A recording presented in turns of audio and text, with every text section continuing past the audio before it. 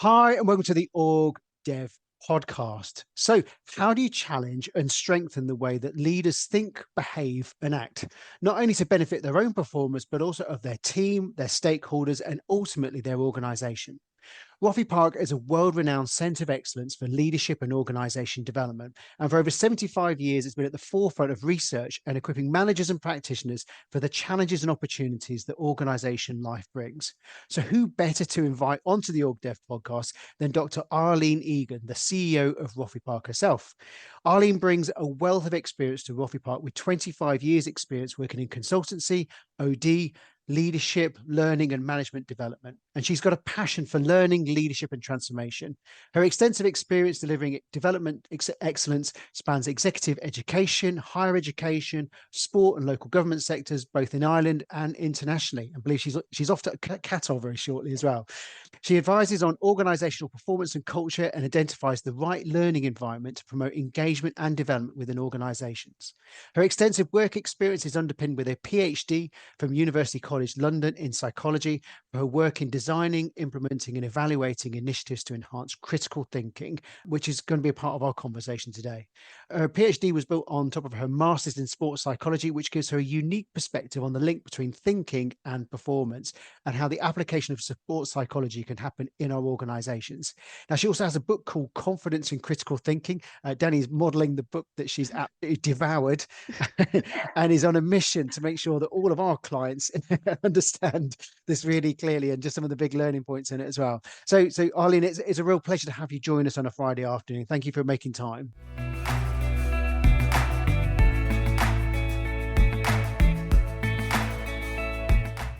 Thank you very much. Just one point of correction on that amazing introduction, which I am glad is recorded, so I can play that back.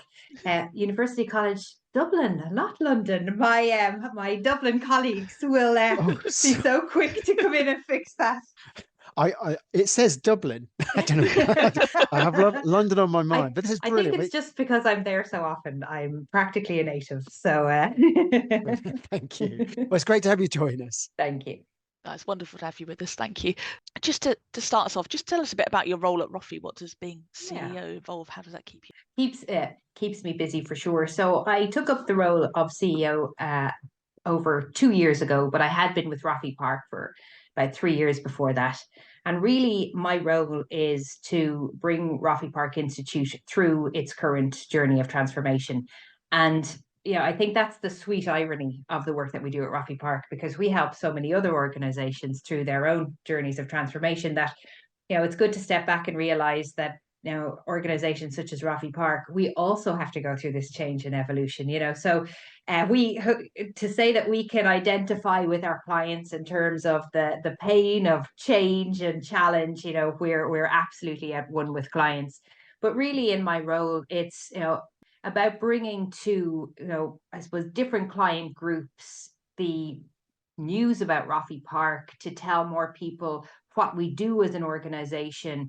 And of course, in my leadership piece, it's to set the direction of the organization for the next number of years. So our 3-5-year strategy, as we're just setting at the moment. And so my role is wonderful. It's diverse. I get to work internally on the really cool strategic ideas and setting that direction.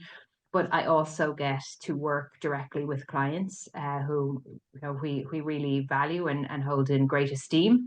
Our clients are all around the world, and I guess to work with them. Sometimes we have a team, obviously, that work with them more regularly, but every so often I'm allowed out. I'm allowed into the rooms with them too, and that's great for me because that's ultimately where I came from. Roffey does so much, but for a lot of the OD community, it holds quite a special place in the hearts of the OD community for a lot.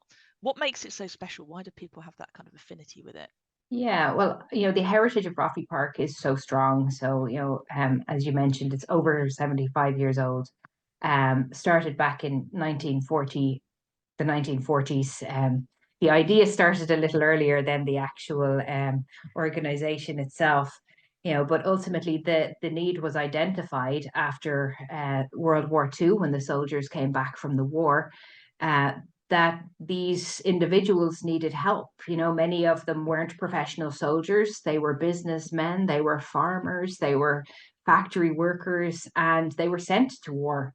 The trauma of war, the disruption that the war caused, obviously changed workplaces and changed life at systemic levels.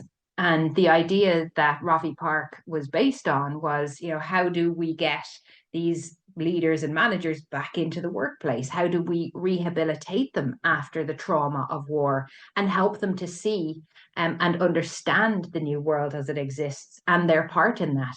And, you know, so this was, you know, a massive organizational development project, you know, way back in the 1940s. And Roffey Park Institute was, you know, synonymous with trialing and experimenting with many different kinds of approaches that can help both individuals and organizations to adapt and to change and to assimilate into the world as it was presenting itself.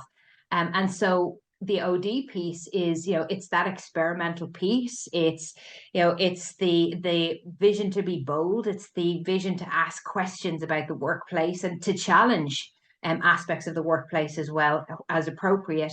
But it's, you know, it's that real idea that we're not going to settle with something that's just not working for people, or that's toxic, or, you know, that's not effective. And we're going to really look at the impact that different kinds of workplaces have on those individuals that work within them. And so it flipped, if you like, the paradigm of organizations kind of on its head in a way.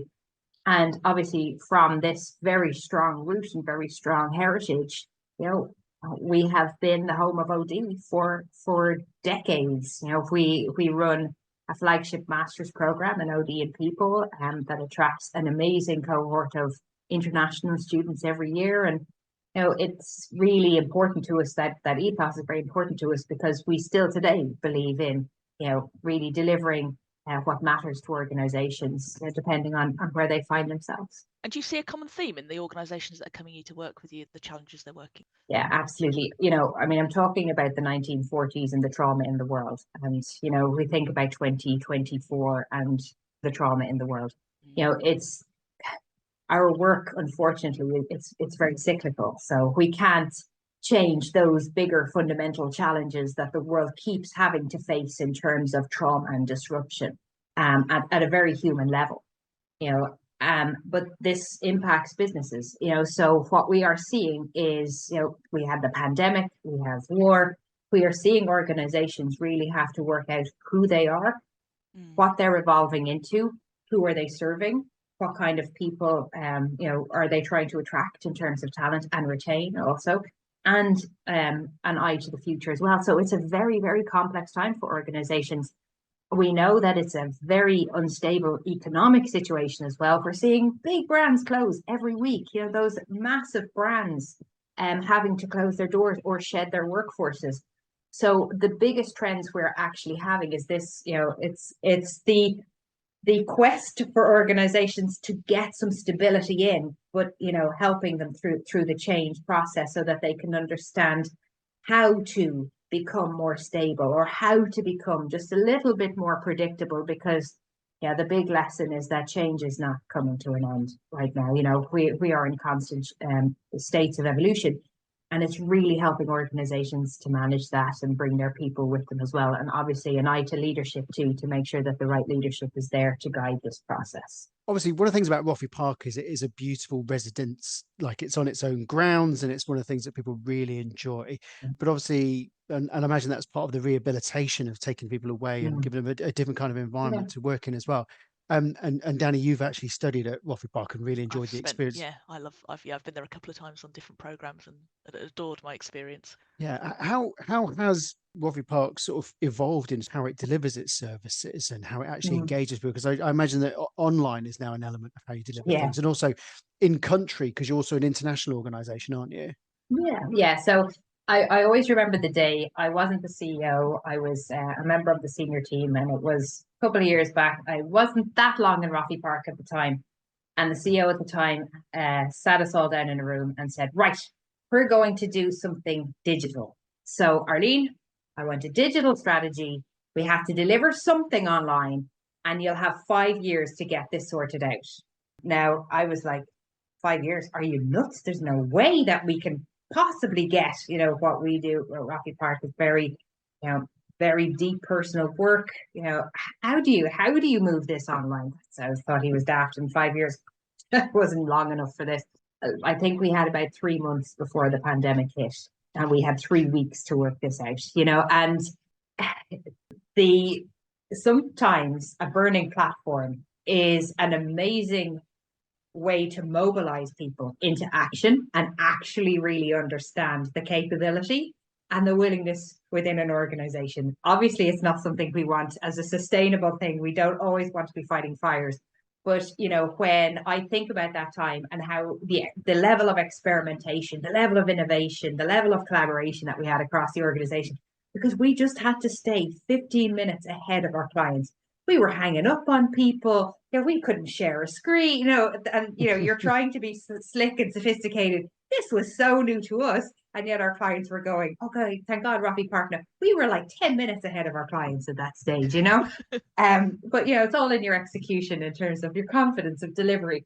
What that has done for us, though, is it has meant that Roffey Park has been able to get into other regions. I remember one of the richest stories at the time. We were getting a little bit better. Yeah, we're quick learners. We're getting a little bit better. And we started to offer programs for free online because we wanted to help, everyone in COVID, right? Or organizations, those who wanted to help people.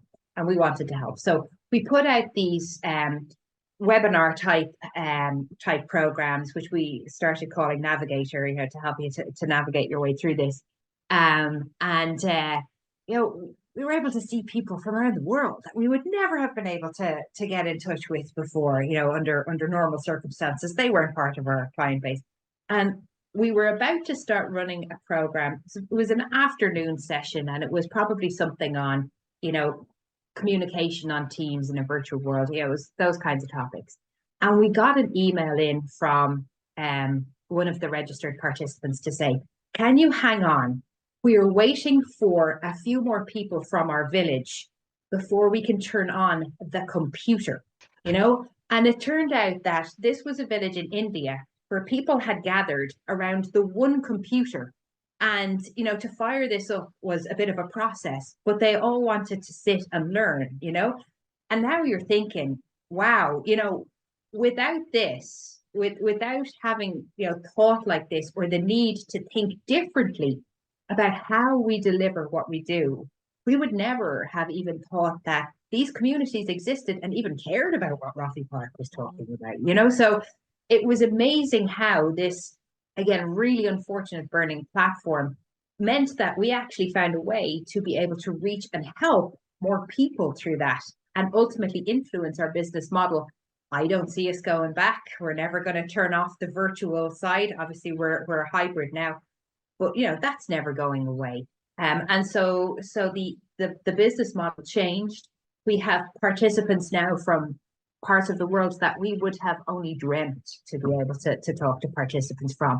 And the value of this, of course, is we get to understand more about organizations and their needs in different areas. So it's been quite an amazing journey for us, but one that started off with a very planned approach, which I had no idea how to solve, to, right, this is the problem, go fix, and like many other organizations, we found a way through. And there's something about bringing people with it. You mentioned it at the beginning, bringing people along and helping people feel like a sense of agency and that fast change and the complexity, rather than just putting their heads down going, this is too complicated, this is too hard. So what do you do to kind of help people have that sense of agency when faced? Well, it's a great question, Danny. And it's funny because we asked that question in the backdrop of what we call change fatigue, which I'm sure all of your OD people will be aware of. This idea of not more change. And it's a balance between helping people to understand why the change is necessary. And leaders are notoriously bad for going at such speed and having the logical plan in their heads that they kind of assume that, well, if I'm saying this, you should know I've thought this through. So just come on, people, while they're sitting there going, but I don't understand. And the further, removed you are from that leadership team, the less likely you are to have any clue about what the logic is in terms of the actions that we have, and so this sense of agency is enhanced when people know what's going on, know why we're doing what we're doing, and have a little bit of say or input into creating this in the first place. And I'm not saying everything has to be by consensus, absolutely not. But for bigger change initiatives, sometimes though the influencers in the organization are not the leadership team. They are champions across the organization who get what's happening, and actually they can bring more people with them than the leadership team ever could.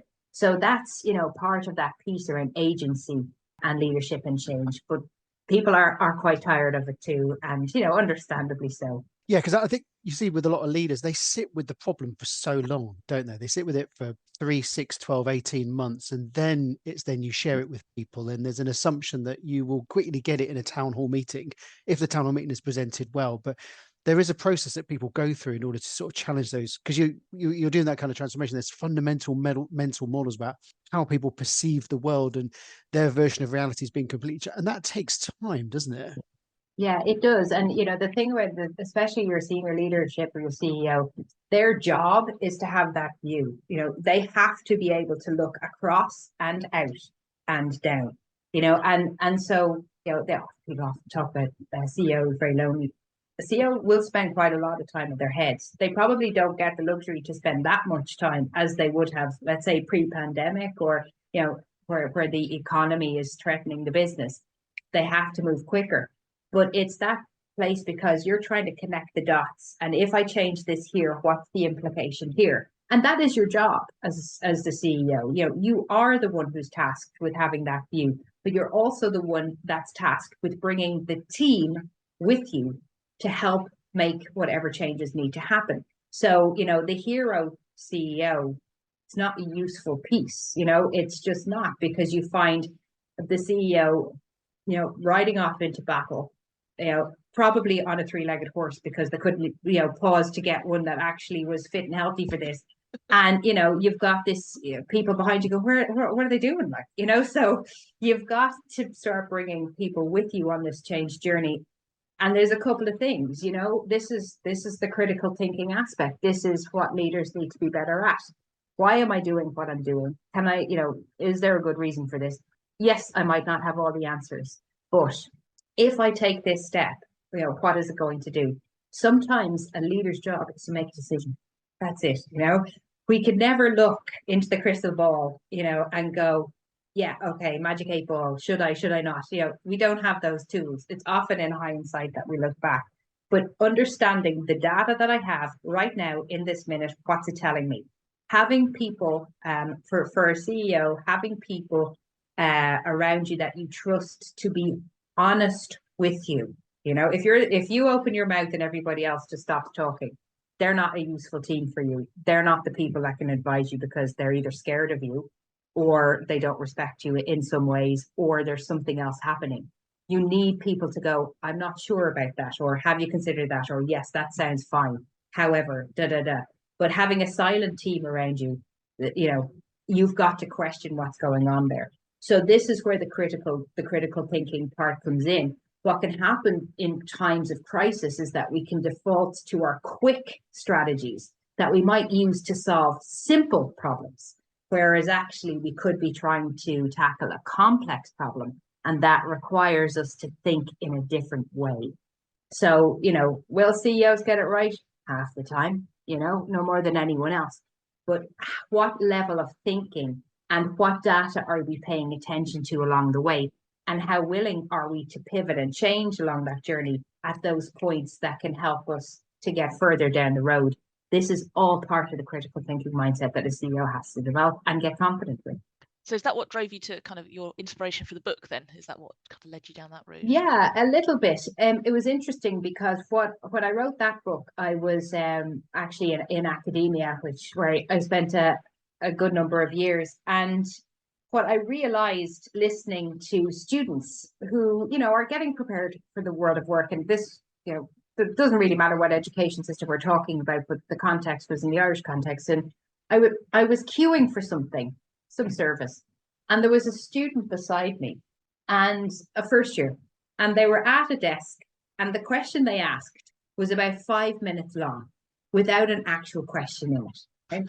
And I was standing there going, this person needs help, but they don't even know what they need or how to communicate what they need. And I was standing there thinking to myself,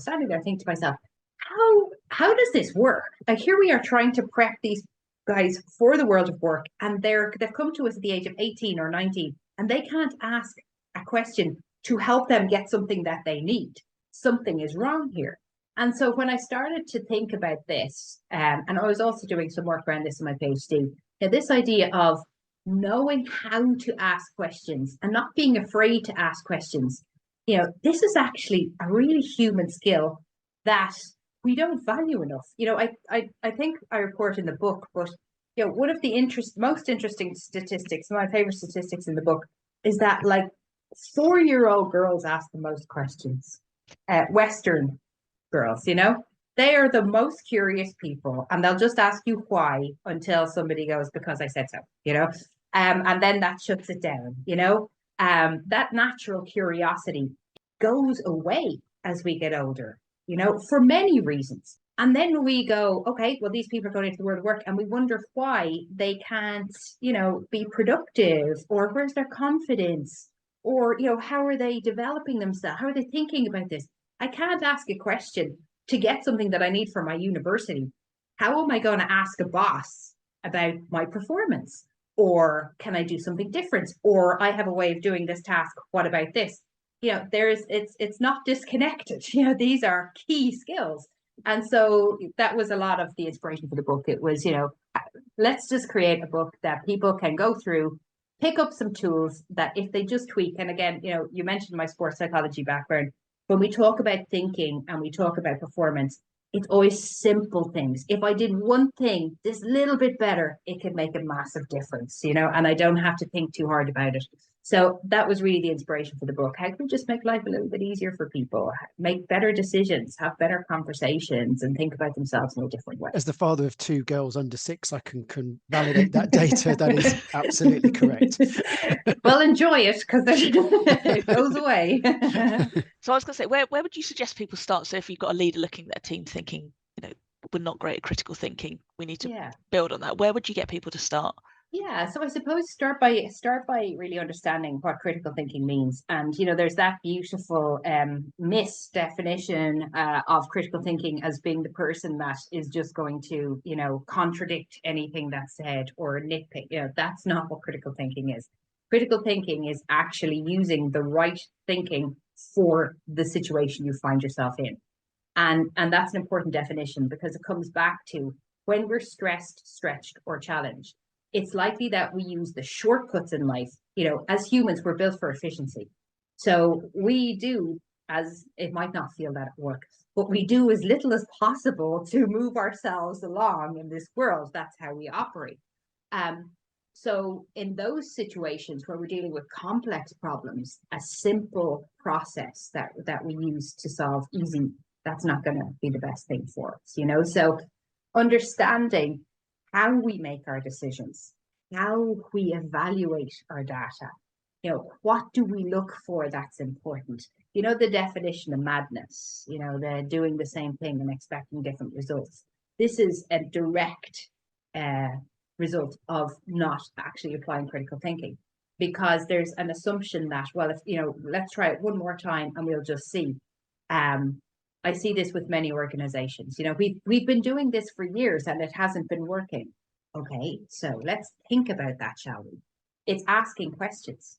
One of the most, like in terms of successful organizations and what I would say about their makeup, organizations where questions are welcome at every level, they are the organizations that can actually have an edge. So whether that's in competition, whether that's in market analysis, whether that's in your leadership skills and capabilities, but that culture that supports a question. And if somebody in your organization is saying, why are we doing that? It's because you haven't told them. So they don't know. So it's actually a really good question. Now, if they agree with you or disagree with you, that's a whole other issue. Okay, that's something else. But organizations that actually encourage and respond in a meaningful way to questions, that's key. If your senior team aren't asking questions, we have a problem. You know, if they take everything as given, there's a problem. So it's much more around evaluating the kinds of questions that we're asking, the kinds of data that we're using for decision making.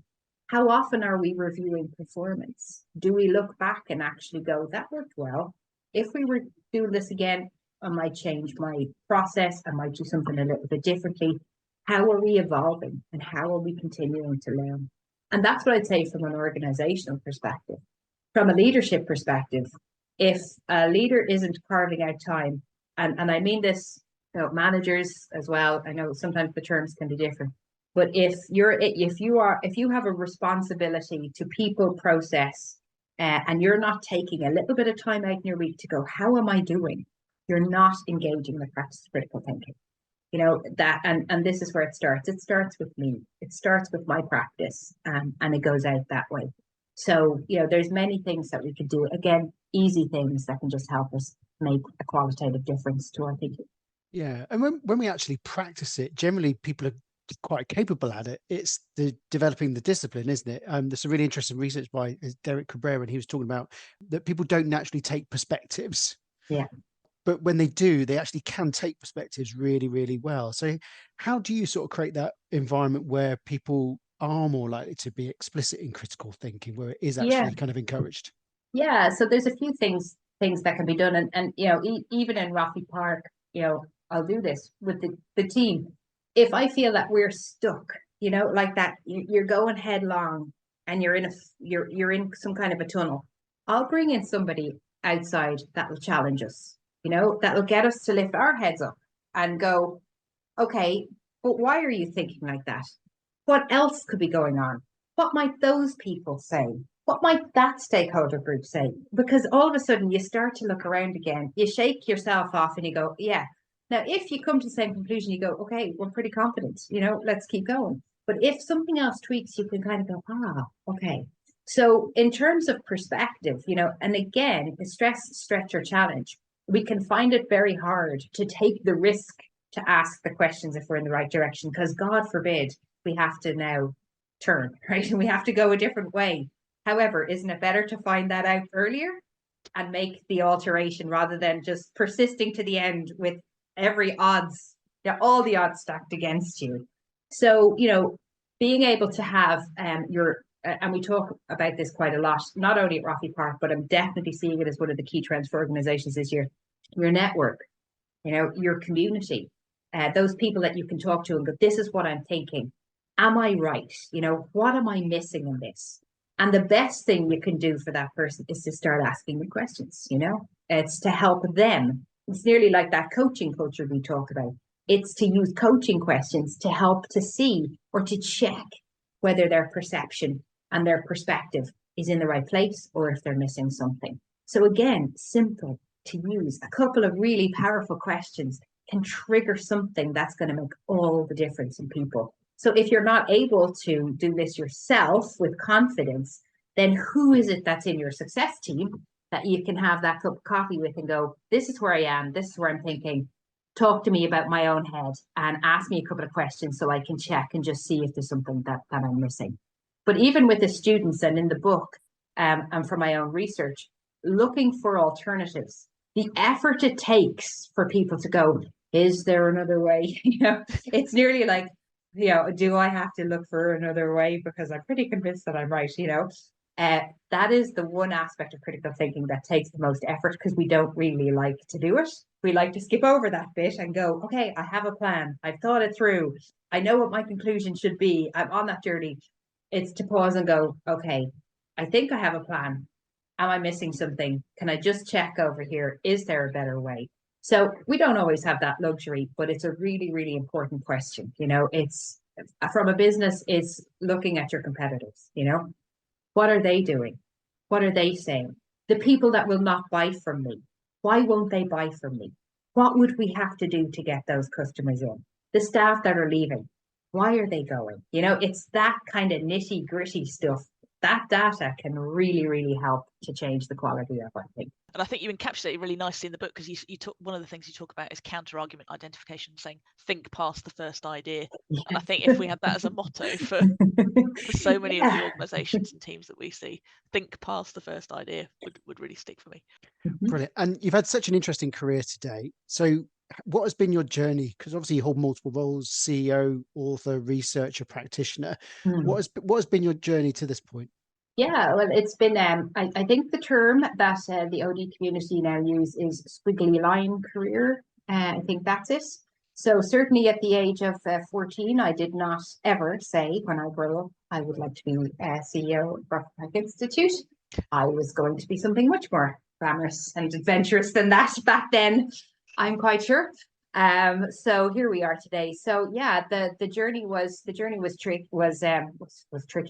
interesting, I guess. I was an athlete as I was growing up. I was very much into sports. But actually I fell ill when I was a teenager, and that really, talk about perspective shifts, you know. The illness that I had, it actually forced me into a wheelchair for 2 years and things like that.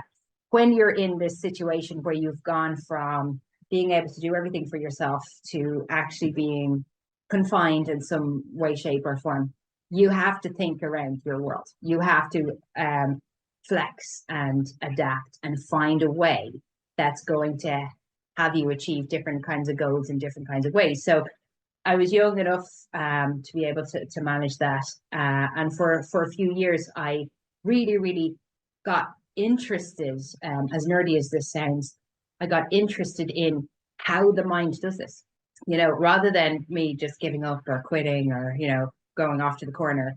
That wasn't going to solve my problem. So, you know, this, and I suppose this was what introduced me. I wouldn't have known the term at the time, but it introduced me into this mindset piece, you know, and this dynamic kind of realization around, you know, actually we have agency. Even in our darkest moments, we have agency. And how do you mobilize that at times when you actually just don't want to do anything, you know? So part of that experience, you know, really got me into the sports psychology, because again, you know, I was an athlete, played a number of sports at very high level.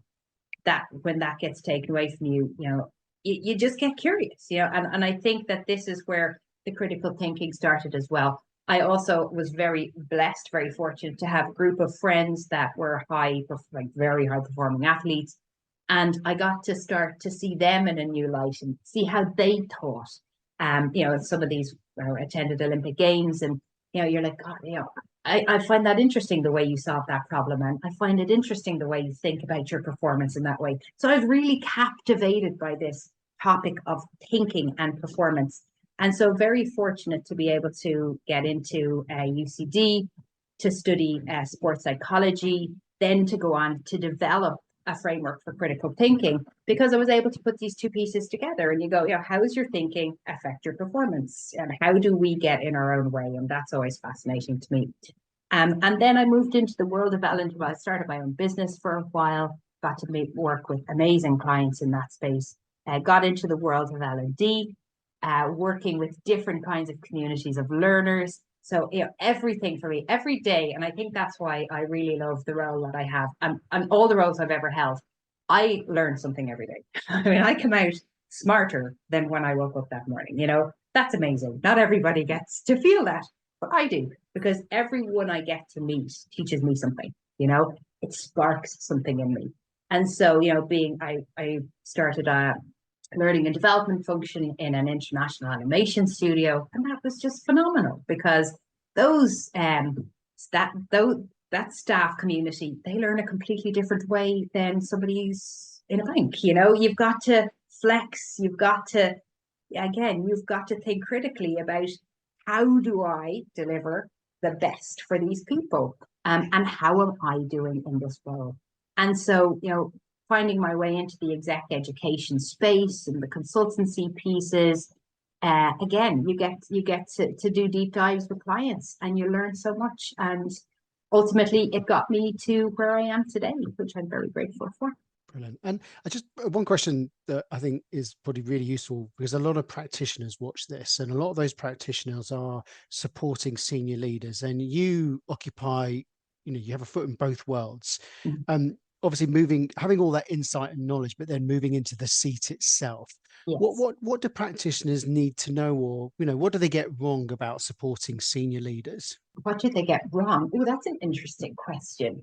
It's funny. I actually think that the practitioners, I think they know a lot about the senior leaders, that the senior leaders think they're not leaking. Okay. It's a big thing that senior leaders have, that they're not leaking anything negative. People will know that, people will see that I'm in control. People will see that I'm healthy and I'm honest, and yes, they can see the baggies and the coffee cups, it's like you're leaking. So I think leaders, and one thing is about those practitioners that are really effective, is that they give the leaders, again, that time and space to kind of go, I could do with a little bit of help here. The concept of leadership has changed, but not all leaders have embraced the freedom that the new concept of leadership has given, which is, the pandemic has shown us leaders don't need to know the answer to everything. Okay, that's what the pandemic said.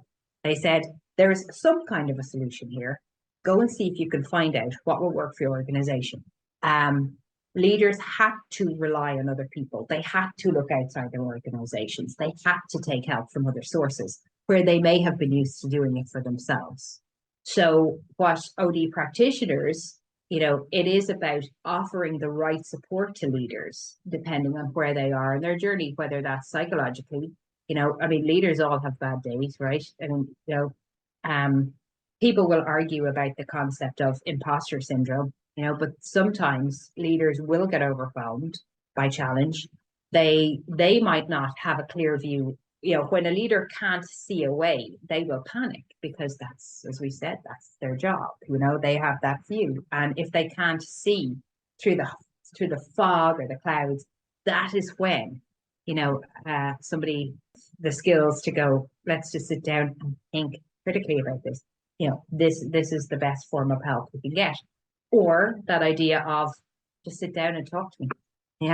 Just tell me what's going on, because a leader will be really selective in terms of who they are confiding in, who they trust, who they want to let peek behind that curtain, and they should be careful about that. But they do need to vent, because until the robots come in and take over the leadership positions, we still have humans there.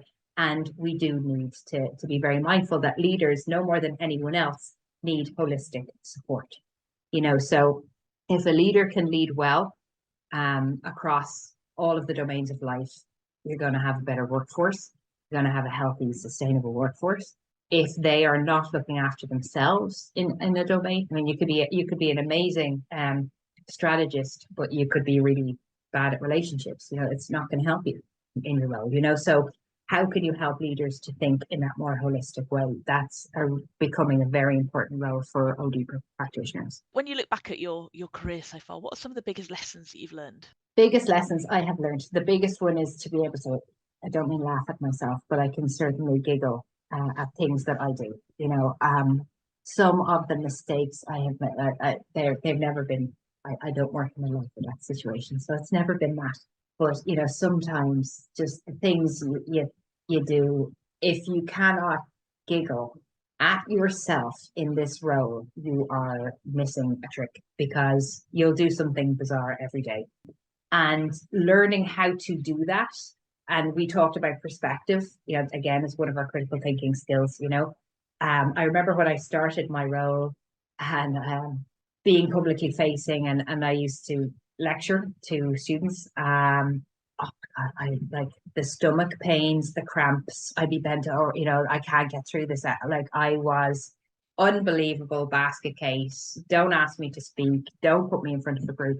And now I'm able to go into a group and I can crack a joke with them. I can put them at ease. I can be very human. I can trip over, a step no more than anyone else can, and get myself up just off, and we keep going. Things are going to happen, very human things are going to happen that I used to punish myself for back in the day, that you're now like, guess what I did today? And it's not a being clumsy or deliberate. It's actually just recognizing the human in me and going, yeah, that was funny. I hope it doesn't happen again. It's okay. And so being able to bring that sense of lightness to your leadership, that is something that was, that I have learned over the years, and just to not take everything as being, so dramatic in terms of things. And I also learned, and this has been a more recent one, and I'm sure you're all very aware, and your audience will be all very aware of the statistics. But it's the realization that if you look at Zoom or Teams, and you look at the statistics that say people spend most time looking at themselves on these things, okay? You extrapolate that out, I could give compelling arguments and speeches. Who's listening, right? I mean, who's actually listening to this? And again, I used to beat myself up because I'd have forgotten a line or I'd have fluffed something and it was so serious. They're not even listening to me. Yeah, maybe dipping in and out, so being able to put yourself in perspective, in terms of the role, that's been really, really useful in terms of the big lessons. My success team, which I know might be a corny term, but I couldn't survive without my success team. And my success team comprise a combination of key people, family, like even as we speak today, I am doing this podcast from my parents' house. Don't live with them, just a caveat. I do have my own house. But I do love to come down because they bring me in a cup of tea and they give me little treats, and it just helps on those days where you feel low. It's just lovely to feel that sense of care. So I've got, very, very good network of family and friends, but I also have a really, really great business mentor team around me who do this out of the goodness of their hearts to help me. And in return, I will mentor other people. But that success team, and it's key as a leader, saying, I need to keep evolving and keep learning. That has been one of the biggest lessons. I took up the CEO role. I'd never been a CEO before. I can imagine day one was quite a day. What does one do here, But I had a team already prepped around me, that just kind of helped me to think things through, get myself going. And they are the ones who challenge me regularly, so don't get comfortable in your roles. Always think about what is next for me. How can I improve? The big lesson I learned is you can only control that which is within your own hula hoop, right? Which is just you. That is what I have control over, me. So my performance, my mood, the way I show up, the work I do, the contribution I give. And so, it's to check that regularly. It's nice when you hear somebody else come back and go, oh, I was there and I thought this was great. You said this was lovely. That means so much because you know that you're reaching people. And ultimately, that's what I'm in this role for. I want to be able to make a difference in the lives of others. And that's great. And again, for me, it's to be clear on why I'm doing what I'm doing. What is it that's actually meaningful for me? And I think as I get older, that becomes a little bit clearer and it becomes more important. Am I in the role where I can do my best work here, which is to inspire and make a difference in the lives of others? That's why I think I'm here, and to be able to check in on that. So certainly my top 3 lessons are: don't take myself so seriously, rely on the wisdom of others to help me get better, and to make sure that I am being true to the purpose that I believe in for myself. One question we like to ask everybody is, how do you invest in your own learning and development? What does that look like for you currently? Yeah, so I take that very seriously, actually. And I do, I do a little bit of needs analysis on me every so often. So I'm very fortunate in the organization that with Roffey Park, I get feedback from all levels of the organization regularly. I have strong relationships with my teams, and they know when I say, what do you think? Or tell me what I need to do, or how can I help you more? They will tell me. And I really, really value that, because That's what makes us all better. So and that's a brave thing to do as a leader. You've got to get over that. If you ask the question, you've got to be grown up enough to get the answer. Okay. So that's something that I do. I also am very conscious of my evolution. So regularly I will check in with, and whether it's online courses, like I have a few platforms that I just love to spend time on. So, and it helps, those programs just kind of help me to make sure, again, as we were talking about purpose, or maybe there's something new in terms of thinking, or, I'm very interested as well in the entrepreneurial mindset, because I think that as businesses evolve and change, that having that agility of mind that entrepreneurship often has, so I like to be able to see leadership from multiple perspectives. So I spend time, whether it's reading or whether it's learning, I'm very keen that every week there's a portion of time that is just about me being better so I can do better, right? Not for me, so I can do better for the role, and again, for those that I need. And then I have my mentors, and my mentors I have, that are working with me, again, blessed to have them, very grateful for their time and the gifts, but they cover different things. So some will cover, business, others will cover brand, others will cover confidence. They're talking to me about specific things because, it is to treat the whole person. So, I have an amazing network, and I'm always trying to grow it, not just for me, for my benefit. I love to be able to connect to new people, but also to find opportunities. If I can help, I'm always happy to do that as well. If somebody said, you have something that could benefit me, I'm really, really happy to do that too. And often you learn more helping someone else. You get to think about yourself in a different way. So, I've never met a leader who's arrived. They may think they have, but they haven't. I've never met that person. And so I really believe that as a leader, you're evolving until the day you decide, I'm not going to be a former leader anymore. You have growth to do. And I do take that very seriously. As CEO of Roffey Park, you seem like the right person to ask this question of, but what advice would you give someone considering starting a career in organisation development, or just taking their first steps? And these people could either be in HR and frustrated with the way things are happening in their organisations. They could be in the operation and going, and there must be another way. What advice would you give to people to give that first possible start?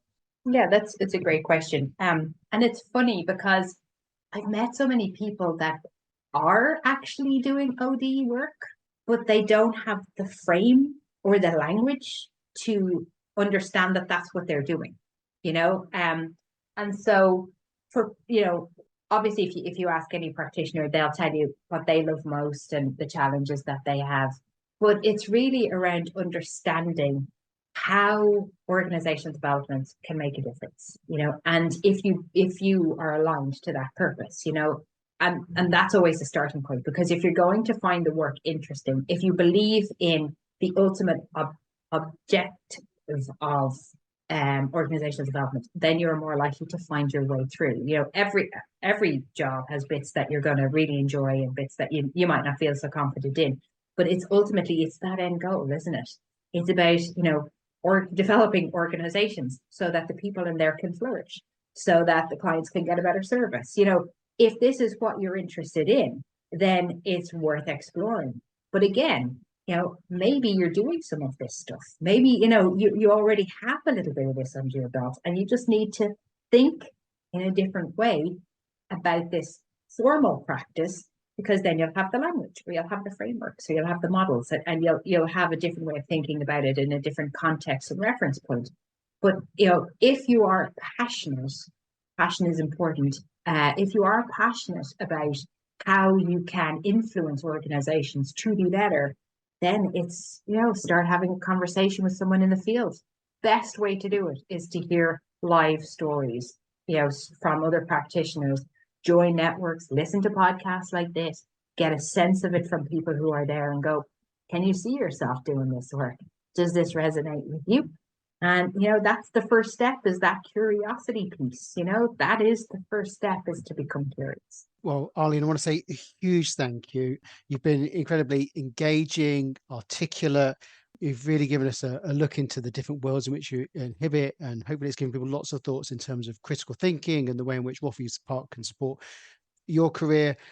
I guess, Danny, for you, what's one thing that you're going to take away from the conversation today? I know we've got many, but what would be one thing? Many things. But I think the thing that stood out for me is the importance of creating a culture where questions are welcome at every level of the organisation.